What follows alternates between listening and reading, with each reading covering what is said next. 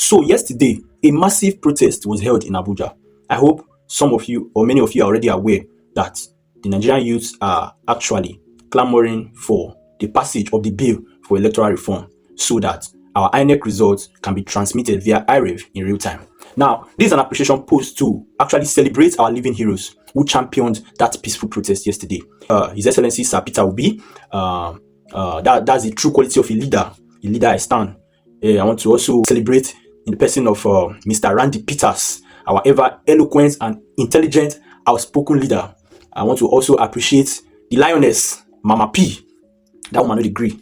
I want to celebrate her toughness, her ruggedity for positive cause, to make Nigeria great again. Then finally, I want to also appreciate our mama, Aisha Yesufu. She has been on this cause from time immemorial, fighting for a better Nigeria.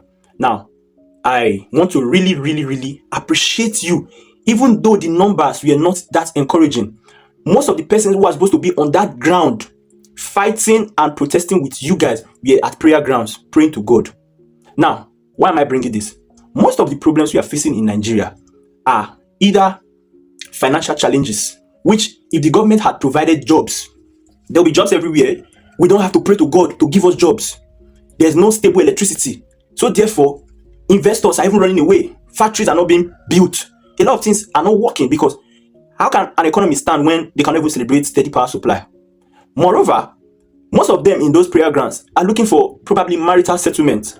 Women wants to get married, men wants to get married. Hello, it is because of the poverty rate, no good education, no good roads, and a lot of other things that are not working in this country. That is why a lot of persons are scared to get married. You want to get married when you are not even sure of a stable source of income. You want to get married when there's no good educational system, no healthcare. Who is going to take care of your family, your kids? You want to raise kids in this kind of environment, this kind of society. So there are lots and lots of things we go to pray to God for, when in essence, God has already empowered us to use our voice to demand it from the government. You don't have to pray for these things. In a working and sane economy, in abroad, these people don't pray for things like this. These are normal things the government are supposed to do.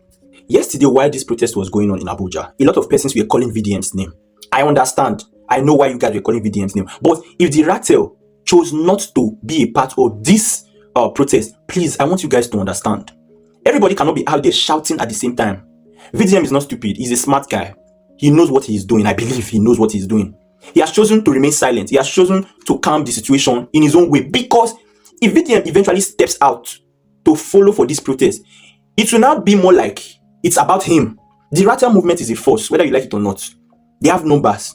The moment VDM steps in now, it will now be like he has hijacked the protest for his own selfish reasons or for his own gain. We will start hearing negative news. At this point, my able comrades, what I'm begging for is unity among all comrades. Please, the government are watching. They know these things. There's a saying that a house that is divided against itself cannot stand. If we start having issues with one another, that is the loophole that the government will use against us. They will use an insider against us. So please, I know VDM has his time. You all are important to us in this country. Everybody has their mission. VDM, if you check well now, VDM has been able to help us see things beyond our normal reasoning, our normal imagination. Check, for instance, just last week, he has been able to help us crash the price of electric bikes that Billboard is selling for 1.3 million to below 650,000. That is a great achievement. Nobody knew. The Billboard that is a billionaire that would say, oh, he's a billionaire.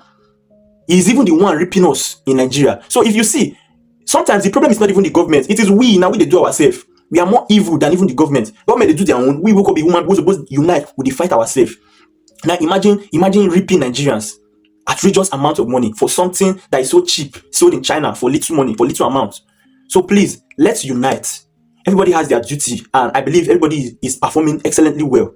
Now, for our religious leaders and our top politicians, like Sir Papa Adeboye, the NSPPD pastor, Sir Atiku Abubakar, Sir Kwankwaso, this electoral reform that the youth are even fighting for, I think personally that you guys should be the one championing it. Yes, because we cannot fight for something.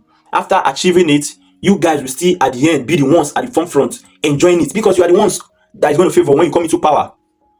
Now, the youth cannot be going for a peaceful protest and the government will be laughing at us. At the end of the day, they will send military police to come and be shooting at peaceful protesters. Sir Gregory Peter Obi has already made the first move. I expect you guys to follow suit. This is not time to be going about praying. These are not prayer matters. Yesterday, the NSPD conference was held, and I saw a lot of crowd. Stadium was filled to the brim. But on the protest ground, they can count the numbers. This is not a time to be praying for what God has already done. This is the time to come out in mass, just the way you can come out for programs in church. Come out like that if the government will not be scared. I rest my case.